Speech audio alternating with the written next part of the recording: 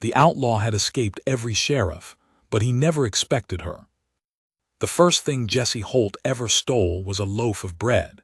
He was 9 years old. His mother had not eaten in 2 days. His father had been gone for 4. The baker on the corner of Clover Street had turned his back for 30 seconds, and Jesse had moved with the quiet precision of a boy who had already learned that the world did not hand things to people like him. He did not feel guilty. That was the part nobody understood about Jesse. Not then. Not ever. Guilt required the belief that you had taken something that rightfully belonged to someone else. Jesse Holt, from the time he was old enough to have an opinion about it, did not believe that anything in this world was rightfully anyone's. Land got taken. Houses got sold. Fathers got drunk and disappeared into the flat Oklahoma dark. His mother's hands cracked every winter from washing other people's clothes, and the coins she earned bought less each year than they had the year before. The bread was warm. They ate it by the window. His father came back that spring, smelling of river water and tobacco, with a story about work in Tulsa that had not worked out. His mother said nothing. Jesse watched her face. She had the kind of face that had already decided something and was simply waiting for the right moment to say it. She never said it. She died of a fever 3 years later before she could. After that, Jesse was 12 and alone and in possession of 2 things: a pocket knife with a cracked handle, and the knowledge that sentimentality was a luxury like sugar or sleep that he could not afford. He was not cruel, that matters. He was not the kind of boy who hurt things for pleasure. He once carried an injured colt on his back for half a mile because the nearest farm was too far for the animal to walk. He set the leg himself, badly, then correctly, then well enough that the colt survived. The farmer offered him $2. Jesse took it. He would have taken it regardless of the leg. By 15, he was working for a man named Earl Duggan, who ran cattle across the territorial line in ways that the law in 2 counties had opinions about. Earl was not a good man, but he was an honest employer in the specific sense that he told Jesse exactly what the work was, and exactly what it paid, and exactly what the risks were. Jesse appreciated that. He had learned to appreciate plain dealing the way other men appreciate shelter, as something rare enough to be valued when you found it. The work was riding, mostly. Sometimes it was persuading other men to move their cattle elsewhere. Sometimes it was moving quickly across a county line before a particular deputy sheriff got his horse saddled. Jesse was good at all of it. He was good at reading land, reading weather, reading men. He had the kind of stillness that made people underestimate him right up until they shouldn't. The first time he was arrested, he was 16. A county sheriff named George Prout caught him moving a small herd through the wrong pasture on the wrong side of the Cimarron River. Jesse spent 4 nights in a 1-room jail in a town so small it didn't appear on any map he had ever seen. On the 5th morning, he was gone. The lock had not been forced. The window had not been broken. George Prout searched that jail cell for an hour and never figured out how it had happened. Jesse never explained it. He considered the explanation part of what he had taken. He drifted west. He worked when work was available, which was often enough, and he supplemented his income through methods the law had opinions about, which was the rest of the time. He had the specific gift of being forgettable in a useful way. Men who had spoken to him for an hour struggled afterward to describe him clearly. Medium height, they would say. Dark hair, maybe. Quiet, something about his eyes. He wore plain clothes in plain colors and cultivated no distinguishing features, no loud habits, no memorable vices. He drank moderately. He did not gamble, which in that country and that era was nearly as suspicious as gambling too much. He did not frequent places where his name might be remembered. He used 4 names before he was 20. James Cole was the first. Henry Rue came later, in a small town near the New Mexico border where a man named Henry Rue had lived briefly and then left, and Jesse simply stepped into the vacancy that name had made. He was careful with the names. He studied each one before he used it, the way a man studies a coat before he puts it on, checking the fit, the weight, the way it would look in the light. He escaped from law officers 6 times before his 20th birthday. Each escape was different in its specifics and identical in its essential character. Jesse Holt did not panic. When other men panicked, they made noise. They ran in obvious directions. They made decisions that compressed time rather than expanded it. Jesse, in moments of danger, became very quiet and very deliberate, and he thought 3 steps ahead rather than 1, and he was almost always gone before the pursuit had properly organized itself. The 6th escape, in the autumn of 1898, was the cleanest. A deputy named Calvin Hare in Colfax County had been patient and methodical, and had managed to corner Jesse in a dry goods store on a Tuesday afternoon with no obvious exit and 2 men covering the door. Jesse had asked, very politely, if he could have a glass of water. The request was so unexpected, so ordinary, that Calvin Hare had turned his head for 4 seconds to address it. That was enough. Calvin Hare would tell the story for the rest of his life. He would always end it the same way, with a shake of his head and a sound that was not quite a laugh. He wasn't fast, Calvin would say. He was somewhere between fast and gone. There's a difference. The winter of that year, Jesse rode back to the town where his mother had lived. He did not know what he was looking for.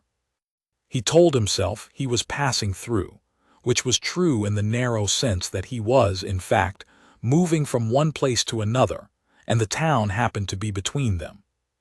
The house had been sold. He knew that. He had expected the house to be sold. What he had not expected was the chinaberry tree, the large one that had grown in the yard, that his mother had planted from a seed she'd carried from her own mother's house, that had been there for 20 years and had no commercial value and no reason to be cut, to be reduced to a flat stump barely a foot off the ground. Jesse sat on that stump for 1 hour. He counted the rings. He did not cry. He was not the kind of man who cried, not because he was hard, but because whatever part of him crying came from had been very quiet for a long time, and he did not know how to find it anymore. He took out his pocket knife, not the cracked one that was gone, but a good one he'd bought in Albuquerque, and carved his initials into the stump. JH, 2 letters, clean and plain. Then he carved them out again. He rode south before dark. It was a clean habit. It was the only kind of habit he trusted. The south had no particular meaning. It was simply the direction in which no one was currently looking for him, and that was, for Jesse Holt, enough of a reason. He did not look back at the stump. He had learned by then that looking back at things was a form of optimism he could not sustain. The things you looked back at stayed with you. The things you rode away from without looking had a better chance, he believed, of staying where they were. He was wrong about that, as it turned out. But he would not know it for another 9 years. The land opened up ahead of him, flat and red and enormous, the kind of land that makes a man feel small without meaning it personally. The sky in October in that country was a color that had no real name, not quite blue, not quite gray, something in between that changed every hour. Jesse rode into it without hurry. There was never any hurry. Hurry was for men who believed that the place they were going was better than the place they were leaving. Jesse Holt did not believe that. He had never believed that. He rode because riding was what he knew. He moved because stillness, for a man with his history, was not a neutral condition. Stillness, for Jesse, was only what happened in the moment before something went wrong. He had no way of knowing, that October evening, that he was riding toward the one thing he had spent his entire life, with great skill and great deliberateness and remarkable consistency, managing to avoid. Not a sheriff, not a jail, not a man with a faster draw or a better plan. A woman who already knew his name, and would not flinch when she used it. The dime novel found Jesse Holt in a saloon in Albuquerque on a Tuesday afternoon in March of 1899, and it ruined a perfectly good glass of beer. He had been sitting at a corner table. Corner tables were a professional preference, not a personal one. though after enough years the distinction stopped meaning anything. When the man at the next table put the small, yellow-covered book face up on the bar top and walked away to relieve himself, Jesse glanced at it the way he glanced at everything, briefly, cataloging, dismissing. Then he saw his own name on the cover. Jesse Holt, Demon of the Cimarron. The illustration showed a man on a rearing black horse, his hat low, a pistol in each hand, flames rising from a building behind him. The man in the illustration was broad-shouldered, square-jawed, with a dramatic scar across one cheek, and an expression of theatrical menace that Jesse had never, to his knowledge, worn on his face in his life. He picked it up. The author was listed as one Edward P. Crane, a name Jesse did not recognize. The dedication was to all those brave souls who bring order to a lawless land, which Jesse found genuinely funny in a quiet way that did not involve his face. He opened to a random page. The book had given him, it turned out, a childhood. According to Edward P. Crane, Jesse had been orphaned at age 6 when Comanche raiders burned his family's homestead outside of Dodge City. He had been raised by a frontier trapper named One-Eyed Bill, who had taught him to shoot and to track and to hate.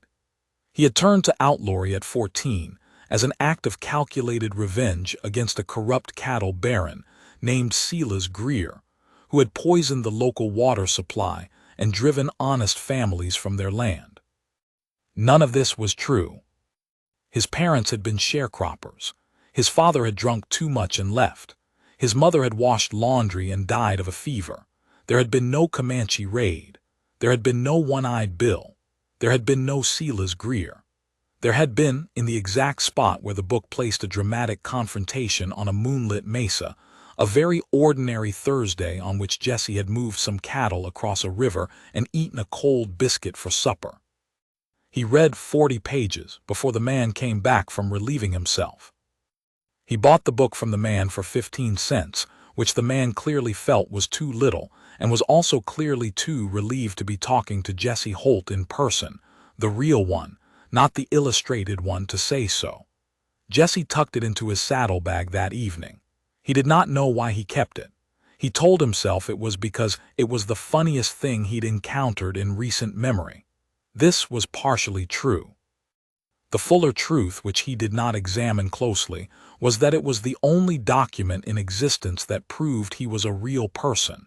It had his name on it. It had his face on the cover badly, but there it was. Edward P. Crane had gotten every fact wrong and had still, somehow, understood the essential architecture of Jesse's existence. A man who had come from nothing, who had lost things, who moved too fast for the world to pin down. The book was wrong about everything except that.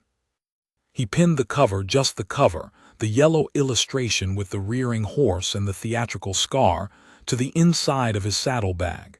It stayed there. He never took it down. By 1901 he had a second wanted poster and a third alias, and had added to his list of escapes a particularly elegant one involving a freight train outside of Las Vegas, New Mexico, that 3 separate law officers still argued about when they met at regional meetings. The argument was always about the same thing, which direction he had gone. Nobody agreed. Jesse found this professionally satisfying. He was known now. That was the complicated part. Fame, for a man in his position, was a technical problem. It made the work harder. It made borders more dangerous. Sheriffs who might have simply let a stranger pass through now looked twice, 3 times, with the particular focused attention of men who had been told there was money in the looking. $400 was the reward on the poster with his actual face. He considered this fair. He had, by that point, cost the territory considerably more than $400 in wasted pursuit expenses, and the poster had been printed on good paper and distributed widely, which was an investment, and he thought it only right that the reward reflect the cost of production. He was, as a result, known by many names and no name. He was Jesse Holt in the posters. He was James Cole in 2 counties. He was Henry Rue in one town that he had not revisited. He was Davis, just Davis. No other name offered or requested, in a handful of places where asking for a surname was considered impolite, which was one of the things Jesse liked about the frontier. Some forms of privacy were still considered courteous. He avoided killing. That was a deliberate professional choice as much as a moral one. Dead men created a different category of pursuit. A man who robbed and escaped and made lawmen look foolish was a nuisance, a legend, an embarrassment. A man who killed was a mission. Jesse had no interest in becoming a mission. He shot a man's hat off in New Mexico in 1902. The man had been drawing on him. Jesse had been faster. He had not been faster by much, maybe half a second, maybe less, and he had aimed for the hat specifically, and the hat had lifted cleanly from the man's head and landed in the dust, and the man had stood very still with his hand still on the handle of his pistol, and had not moved for a full 10 seconds. Jesse had ridden away at a moderate pace, which he considered more frightening than running, and had not looked back. He arrived in a town called Mora that autumn, staying in a small boarding house run by a widow named Clara Finch, who charged $2 a week and asked no questions, and made the best cornbread Jesse had ever tasted. He paid 3 weeks in advance, which Clara clearly found suspicious, because in her experience men who paid in advance were either planning to stay a long time or planning to disappear without notice, and she could not tell yet which kind Jesse was. He was the second kind.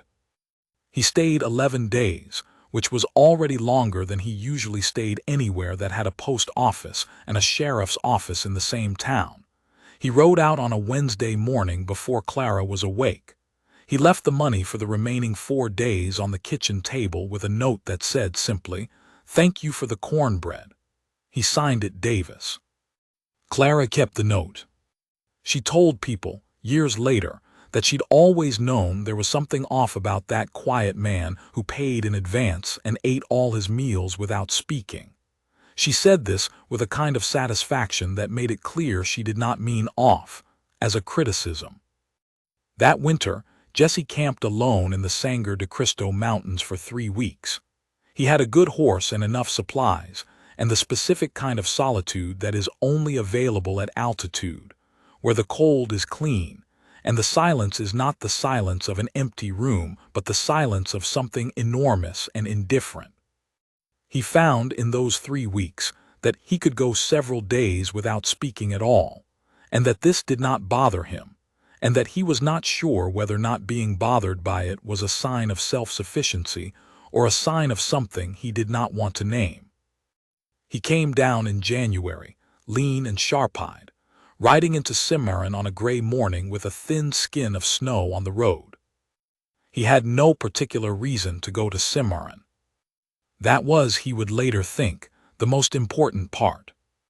A young deputy found him that spring, 20 years old maybe, with a deputy's badge so new it still had the factory shine, and the face of a boy whose mother still expected letters. The deputy had been methodical in a way that only the young and genuinely earnest can be methodical, and he had tracked Jesse across 4 counties by following a series of small, mundane details. A bill paid here, a horse stabled there, a particular saddle pattern noticed by a livery hand in Springer, and he had gotten close enough, on a Tuesday afternoon on the road east of Cimarron, to put a bullet through Jesse's hat. It was a good shot. Jesse acknowledged that immediately, internally. The hat lifted from his head and hit the ground 6 feet behind him, and Jesse's horse shied left, and for approximately 2 seconds Jesse Holt was more surprised than he had been in years. Then he turned around. The deputy was reloading, hands steady, eyes wide and fixed and determined. Jesse watched him. He watched the way the young man's jaw was set, the way he was breathing through his nose, the way his hands did not shake even though the rest of him very much wanted to.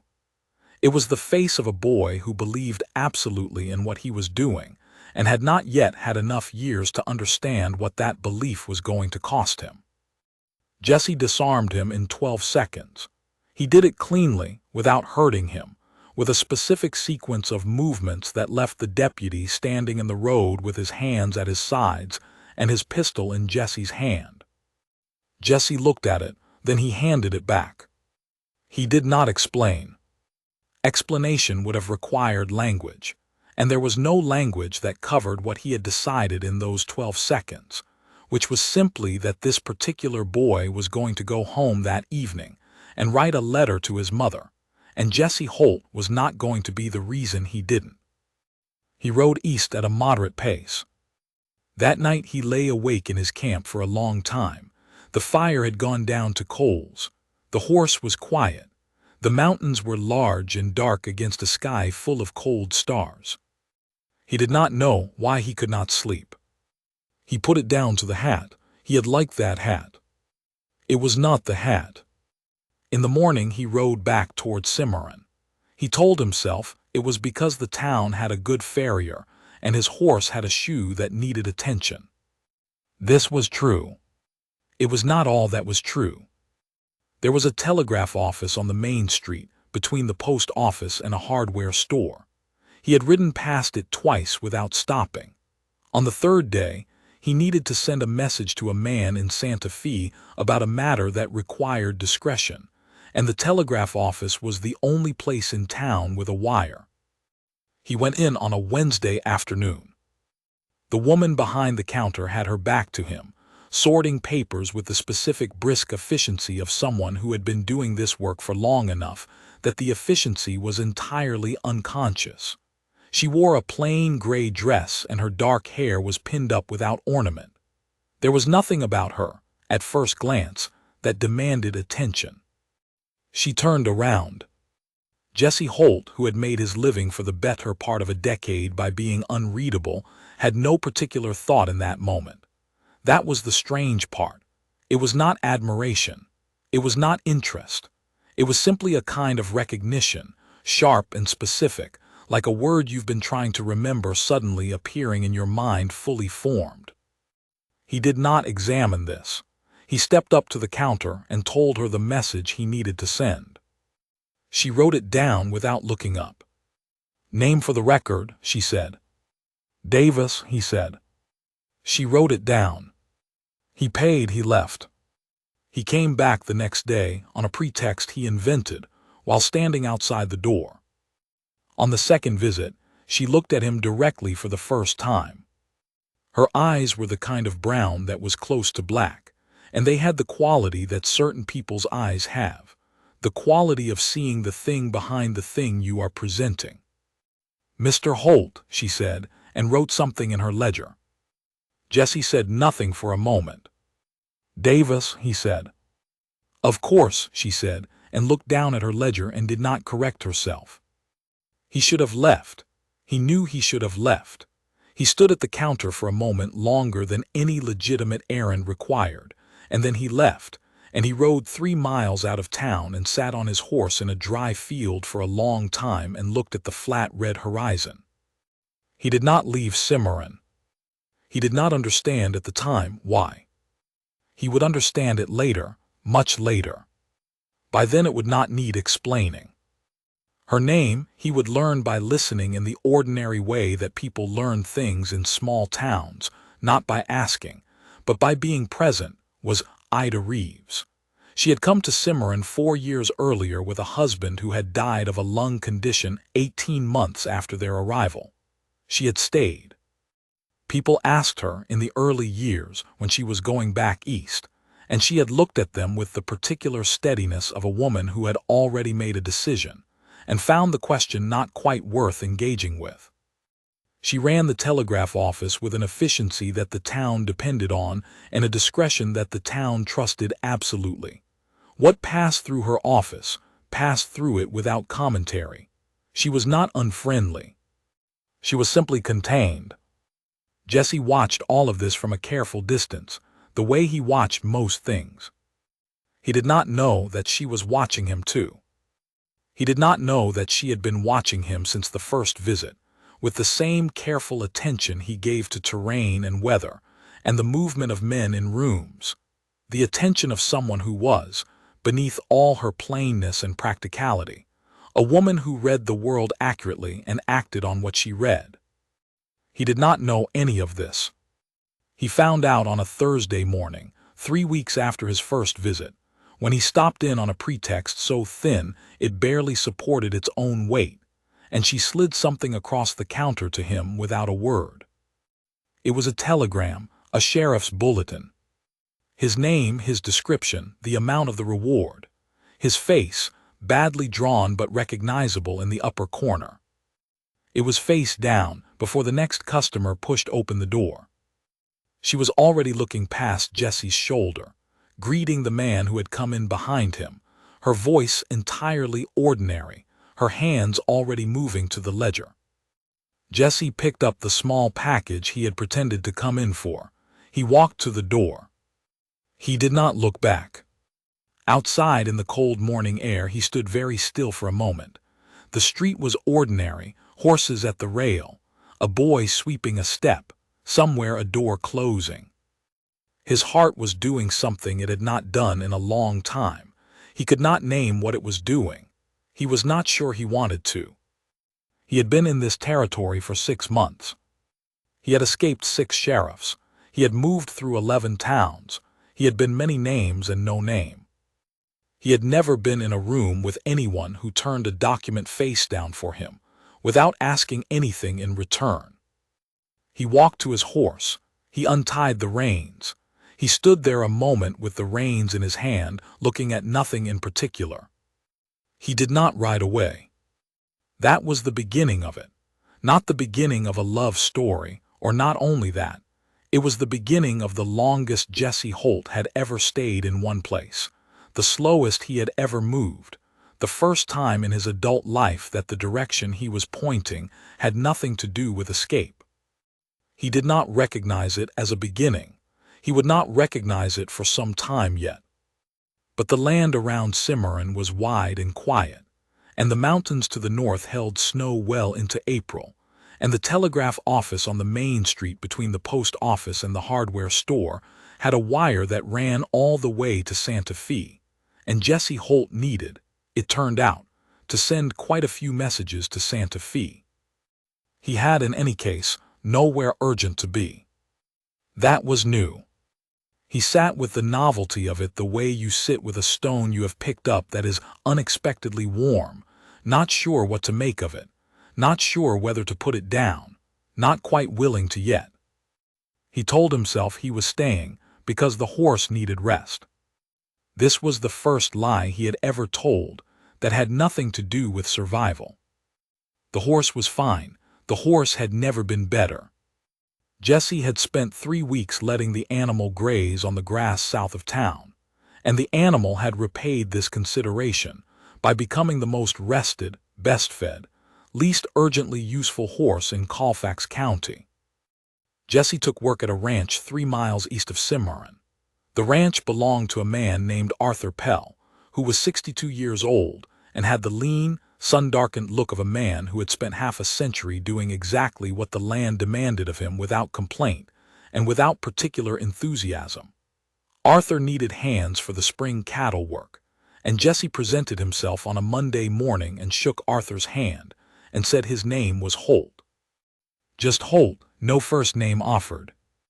Arthur Pell was the kind of man who understood that the frontier was full of men with incomplete names, and that the names were usually incomplete for reasons that were none of his business.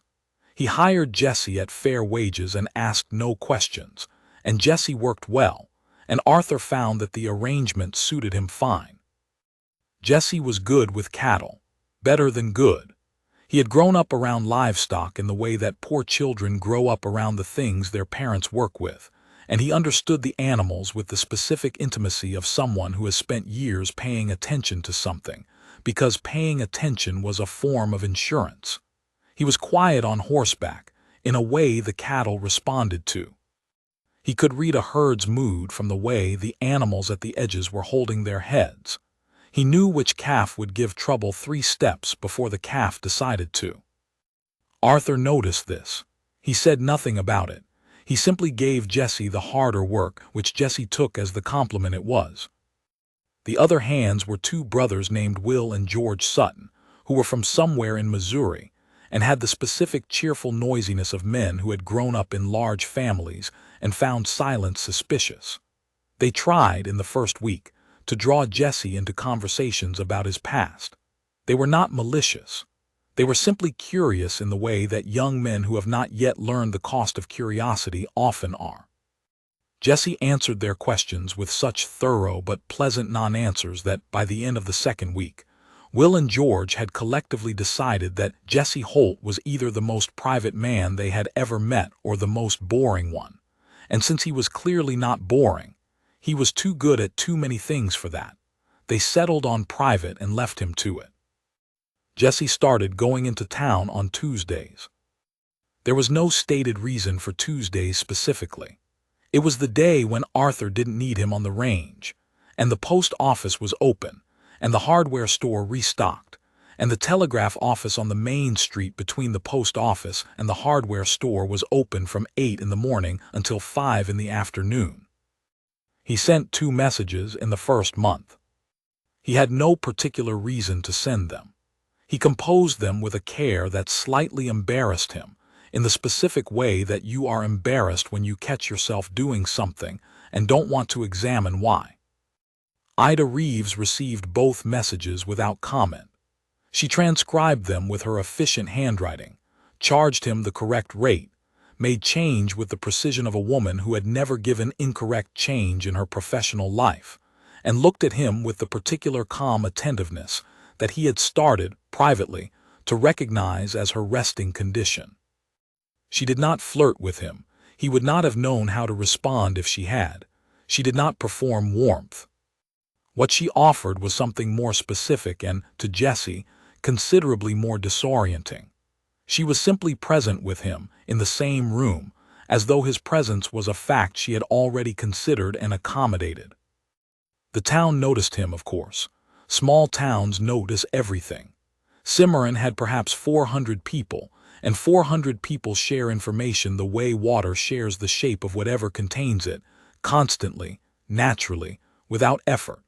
The fact that the quiet ranch hand from 3 miles east came into town on Tuesdays was known. The fact that he stopped at the telegraph office was noted.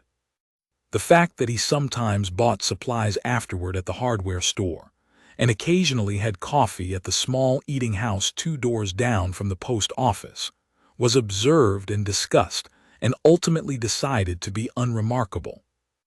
The fact that he came back the following Tuesday, and the one after that, was considered interesting. Jesse ignored all of this with the practiced invisibility of a man who had spent years being unseen in rooms full of people.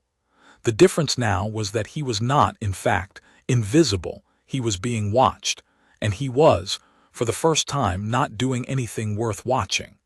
This was a new experience. He turned it over quietly in his mind on the long rides back to the ranch. The first real conversation happened in the 6th week. He had come in for a message that genuinely needed sending, a matter of some cattle bought on account that required confirmation from a man in Las Vegas. He waited while Ida sent it and waited for the response, which took 20 minutes, during which the office was empty of other customers and very quiet. Jesse sat on the one bench against the wall. Ida worked at her equipment with the usual efficient calm. At minute 12, without looking up, she said, "How is the Pell Ranch?" Jesse looked at her. "You know Arthur Pell?" "I know everyone in a 20-mile radius," she said. "It's a small county." "The ranch is fine," he said. "Good grass this year." She nodded, as though this confirmed something. "Arthur's been needing good hands for 3 seasons. He works people too hard and pays them fairly, and is surprised every spring when they don't come back." Jesse considered this. "He works people exactly as hard as the work requires," he said. "That's not the same as too hard." Ida looked up at him then. It was a brief look, measured and direct, and it had in it something that Jesse recognized as a form of reassessment. The look of someone who has formed a working theory and just received new information. "You're right," she said. "That's a better way to put it." She looked back down. Jesse sat with this for a moment. Nobody, in his memory, had ever told him he was right about something without also wanting something in return for the acknowledgement. The response came in at minute 18. She transcribed it, handed it across the counter, and he paid. He was at the door when she spoke again. "Mr. Holt." He turned. "There's a poster," she said. She said it the way you say something that has been waiting to be said for 6 weeks. Plain, without particular weight. 3 have come through since January. I filed the last one on Friday. Jesse said nothing. He held the door handle. "They're in the file," she said. "Where files go." She had already turned back to her equipment. "I mention it because files are not the most secure system I've ever worked with, and this is a small county." Jesse stood in the doorway for a moment. "Thank you," he said. "Tuesday next," she said, which was not a question. He closed the door behind him. Outside on the street, he stood in the cold spring air and felt something shift in his chest. Not dramatically, not the way things shifted in the dime novel Edward P. Crane had written, with theatrical significance and sweeping music. Just a small internal rearrangement. Like furniture moved 2 inches. Like a window opened in a room that had been closed for a long time. He walked to his horse. He did not look back. He came back the following Tuesday. The weeks accumulated.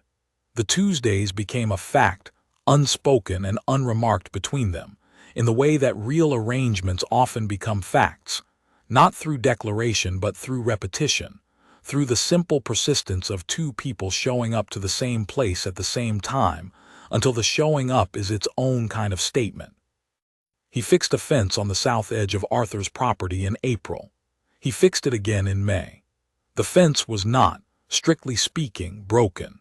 It was the kind of fence that needed looking at, and looking at it often enough led to finding small things that could be improved, and improving small things was, Jesse found, a way of being somewhere that was different from simply occupying a location.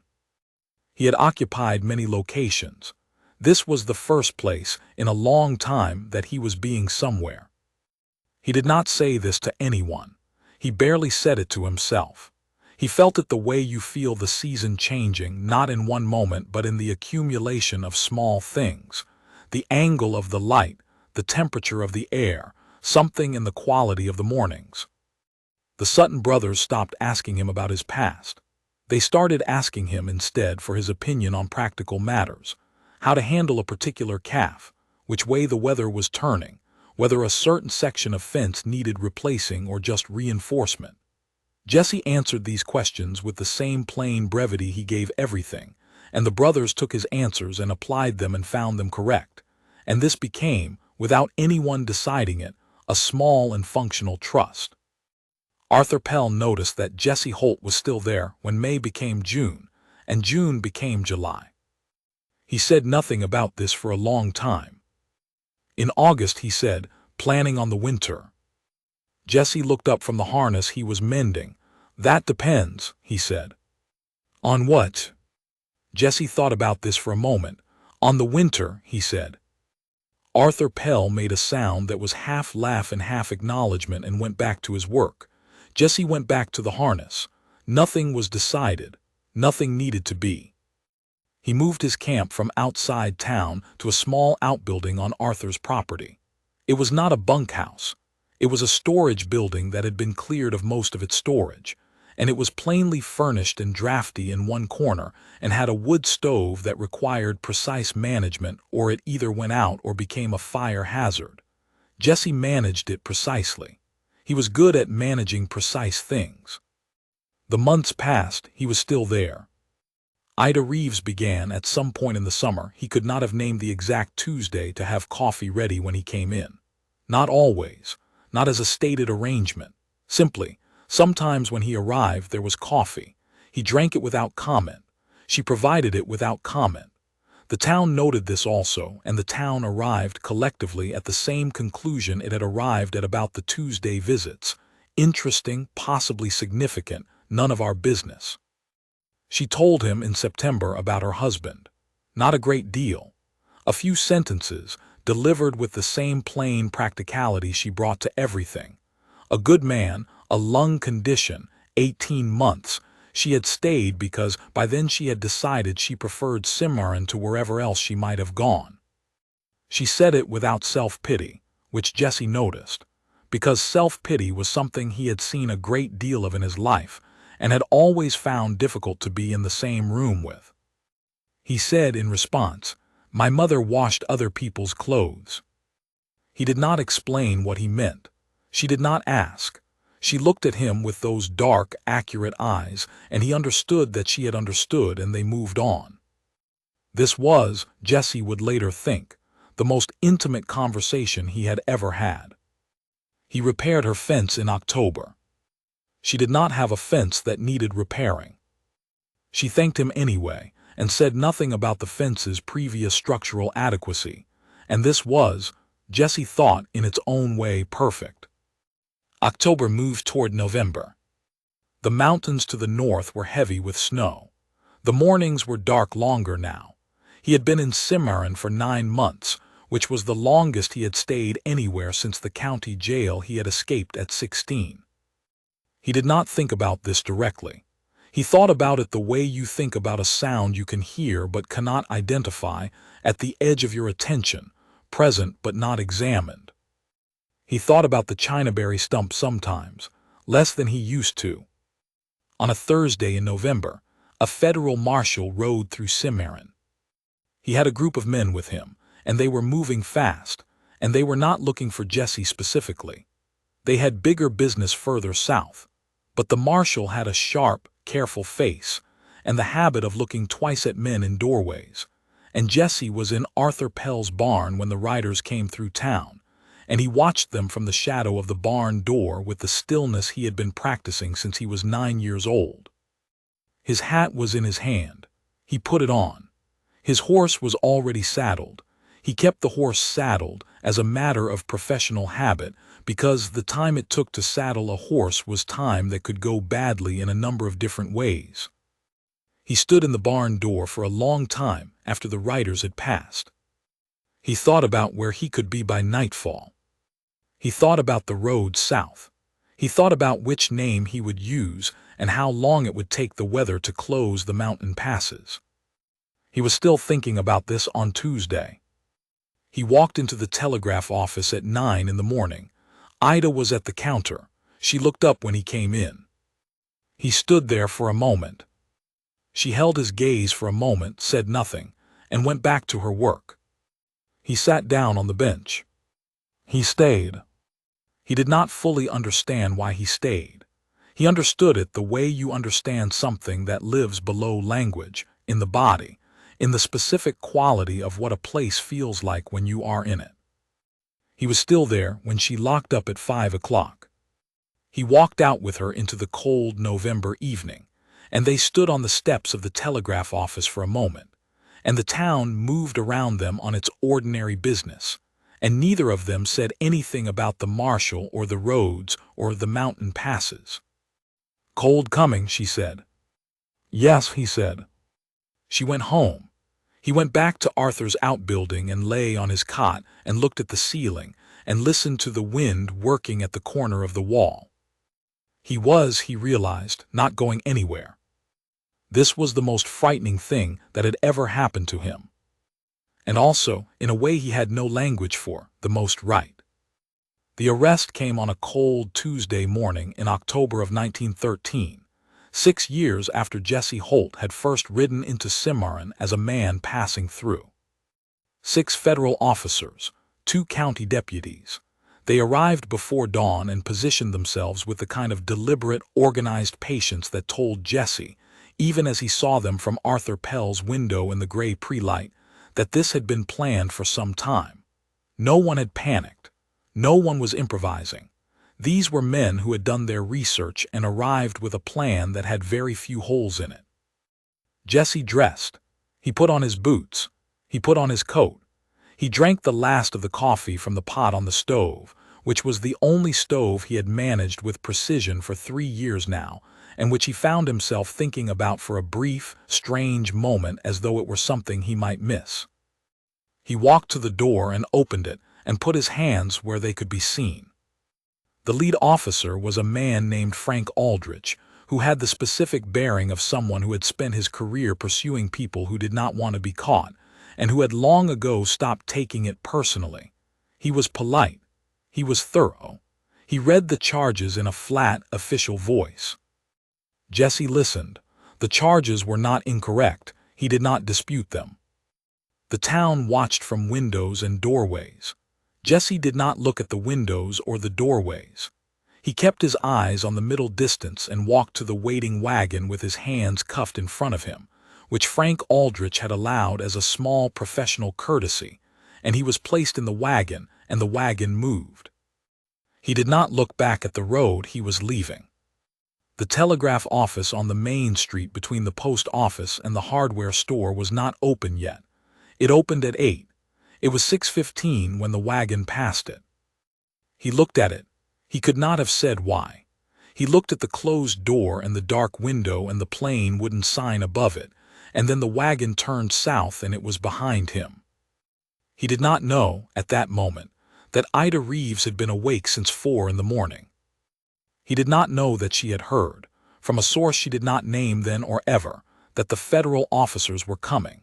He did not know that she had, in the hours between 4 and 6, composed and sent a telegraph message to a lawyer in Santa Fe named Daniel Greer, no relation to the fictional villain in Edward P. Crane's dime novel, who handled matters that required, as she had put it in the message, both competence and discretion. He did not know that she had been corresponding with Daniel Greer for 2 years. He did not know any of this until much later, when it was explained to him in pieces, in the slow and careful way that Ida explained everything. Not all at once, not dramatically, but incrementally, in the plain and practical sentences that were her natural register. The trial was in Santa Fe. Jesse was not present for much of the legal maneuvering that preceded it, because legal maneuvering is done in offices and in correspondence, and in the particular quiet language of lawyers who know what is possible and what is not. Daniel Greer was a man who knew both of these things with great precision, and he applied that knowledge on Jesse's behalf with the methodical efficiency of a craftsman who takes pride in doing a job correctly. Jesse was charged with a count of robbery, 2 counts of theft of government property, which referred to the cattle-moving operations of 15 years ago and not, it turned out, anything more recent, and 1 count of resisting arrest, which referred to the Colfax County incident in 1898, and which Daniel Greer managed to have reduced to something that carried considerably less weight in sentencing. The judge was a man named Charles Whitlow, who had sat on the bench in Santa Fe for 20 years and had the weary, specific wisdom of someone who had heard every story and had long ago stopped being surprised by any of them. He sentenced Jesse to 4 years in the federal penitentiary in Santa Fe, not the 12 that the prosecution had requested. The prosecution was not pleased. Daniel Greer considered it a reasonable outcome and said so without visible satisfaction, because Daniel Greer understood that visible satisfaction in a courtroom was a form of poor professional manners. Jesse said nothing when the sentence was read. He sat in the hard wooden chair and looked at the judge with the same neutral attentiveness he had given difficult situations since he was 9 years old, and he noted, with the calm analytical part of his mind, that 4 years was considerably better than 12. He wrote Ida a letter that evening from his cell. He wrote it 3 times before he kept a version. The version he kept was 11 sentences long and contained no declarations of anything. It thanked her for nothing specifically. It described the cell, the view from the small window, the way the light changed in the afternoon.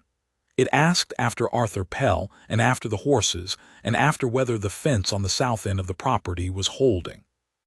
He was aware that this was not, by conventional standards, a satisfying letter. He sent it because it was what he was capable of. She wrote back within the week. Her letter was also practical. She described the state of the telegraph office, a new piece of equipment that had arrived from Denver, the weather, the condition of the roads. At the end, she mentioned that she had replaced 2 boards on the south fence, which had been showing signs of weakness, though she noted that the original repair work had held up well and the new boards were mostly a precaution. Jesse read this last paragraph 3 times. He was in prison. The fence in Cimarron was being maintained. He could not have explained to anyone why this was the thing that made the 4 years feel manageable. He served them cleanly. He did not cause trouble.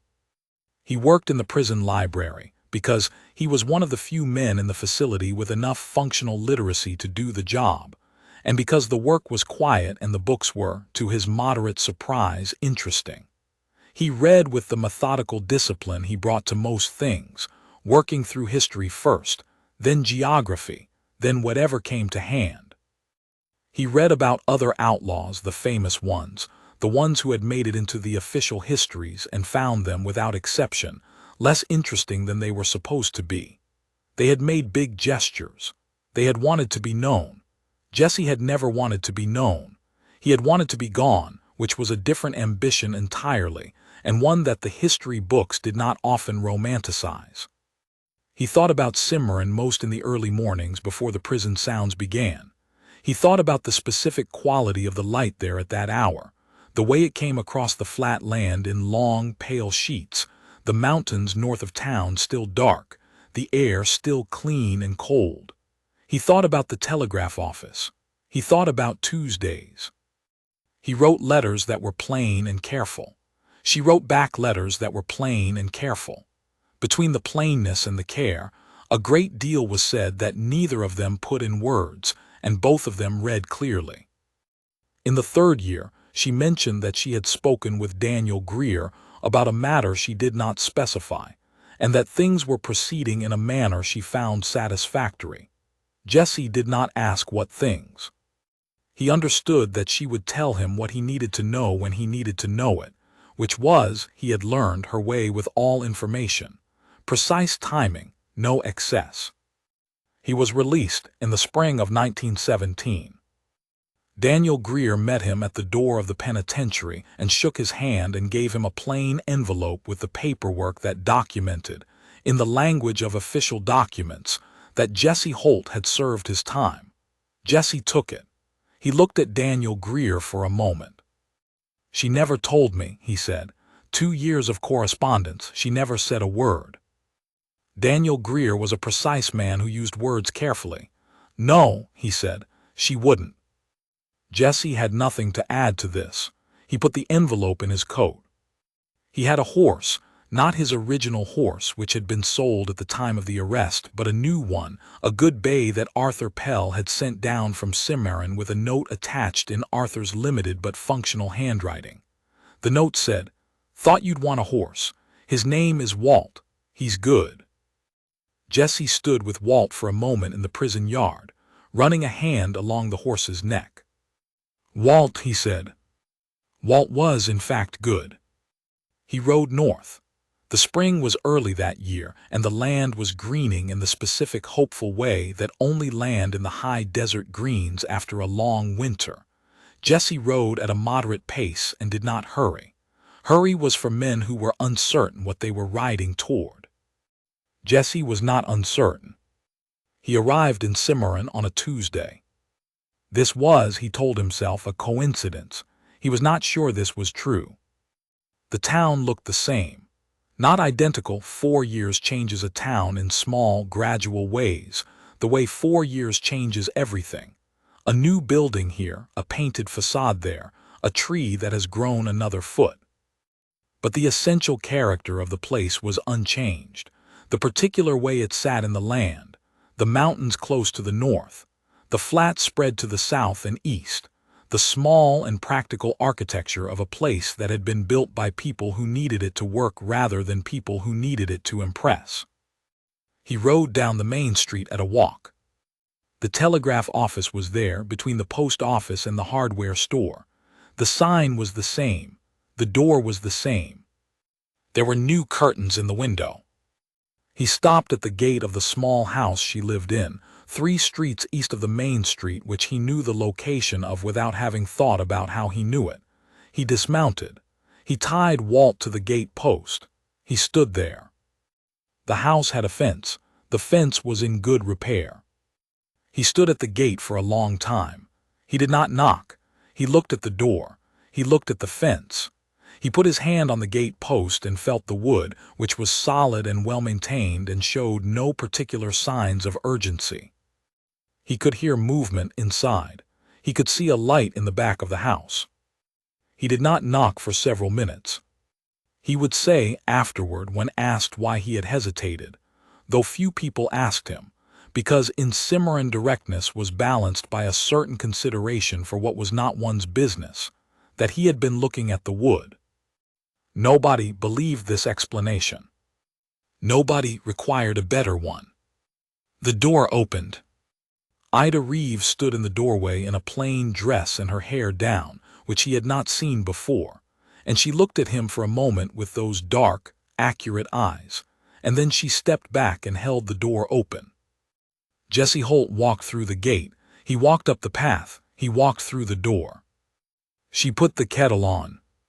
He sat at the kitchen table. Neither of them said anything about what this meant. Neither of them needed to. Some arrangements survive the years they are apart and return to themselves, the way water returns to level. Not with drama, not with declaration, but with the quiet and inevitable logic of things finding where they belong. The kettle boiled, she poured. He wrapped his hands around the cup. Outside, the Tuesday light was moving across the high country in its long, ordinary sheets, and Cimarron was doing what small towns do in the late afternoon of a spring day.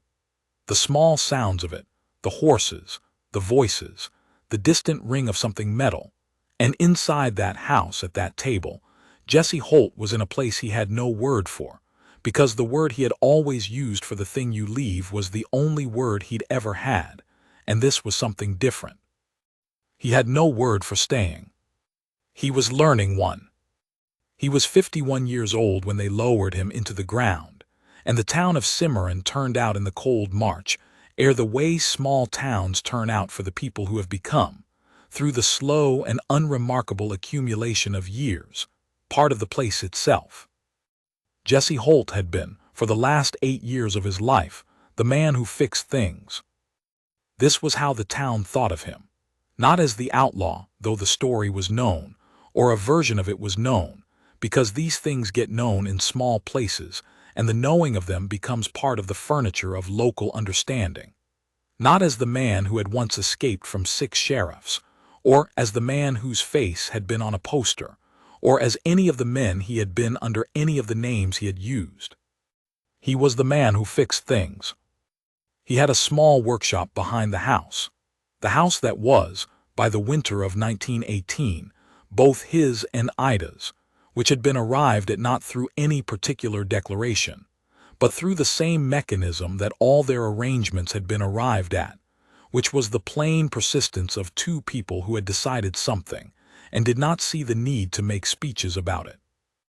The workshop had good tools, maintained with precision, and in it Jesse repaired harnesses, sharpened tools for the neighboring ranches, mended whatever the town brought him that needed mending. He was good at it. He had always been good at fixing things. He had simply, for most of his life, been fixing things that needed to remain unfixed by morning. Arthur Pell had died in 1916, before Jesse returned. He had left the ranch to the Sutton brothers, who had stayed on and turned it into a competent, if unspectacular, cattle operation. Will Sutton came to Jesse's workshop every few weeks with something that needed attention, and Jesse attended to it, and Will paid the fair rate, and they sometimes drank coffee together in the quiet of the late afternoon and talked about nothing in particular, and this was, Jesse found, a form of friendship that suited him exactly. He and Ida were married in 1918, in November, in a ceremony of 17 words performed by the county judge, which was exactly as many words as either of them felt the occasion required. The town had been expecting this for 11 years, and when it finally happened, The collective reaction was something between satisfaction and mild exasperation at the time it had taken. They did not discuss this with the town. He planted a chinaberry tree in the yard in the spring of 1919. He said nothing about why. Ida asked no questions. She watered it in the dry weeks of summer, which required effort, and she did this without comment for reasons of her own that she also did not state. By the summer of 1920, it was tall enough to make a shadow at midday. Jessie would sit in that shadow sometimes in the late afternoon, with the coffee that Ida brought without being asked, and which he drank without thanking her, because by then thank you was so embedded in every small transaction between them that it had become its own kind of silence, the comfortable kind, the kind that means you are past needing the words. He was not a man who talked about the past. This was known. The town had stories about him, versions of the real story, pieces of it, embellishments, some of which he found funny, and some of which he found merely inaccurate, and one of which, an account of his escape from Colfax County in 1898, was so nearly correct that he mentioned this once to Ida briefly, and she said, "Whoever told that one was paying attention?" And he said, "Yes," and they left it there. He had, in the last years of his life, the specific contentment of a man who has arrived somewhere that he did not expect to arrive, and has found it larger and quieter and more habitable than any place he had imagined for himself. He had imagined no particular end for himself. He had imagined, for most of his life, nothing further ahead than the next border, the next alias, the next clean exit. He had not imagined this. A workshop with good tools, a chinaberry tree making a shadow, a woman who knew his real name and had always known it and had turned a document face down on a Tuesday in March of 1907 without asking anything in return, and who had asked nothing in return for 16 years since, except his presence, which he had found he was able to give. He died in February of 1921. The winter had been long and his chest had been uncertain since December, and by January it was clear to Ida and to the doctor who came from Springer that the uncertainty had moved in only one direction. Jessie was aware of this. He discussed it with Ida in the plain, practical way they had discussed everything, and they made the necessary arrangements with the same efficiency they had always brought to practical matters. And then the arrangements were made, and there was nothing left but the waiting, which Jessie conducted in the same quiet, deliberate way he had conducted most things. He was at home. He was in his bed in his house in his town. He had never owned anything long enough to lose it before.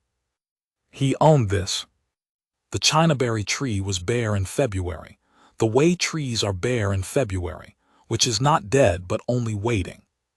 From the bedroom window, Jessie could see it on the days he was well enough to sit up, just the shape of it, the bare branches against the winter sky, the particular patience of a living thing that knows the season is not permanent.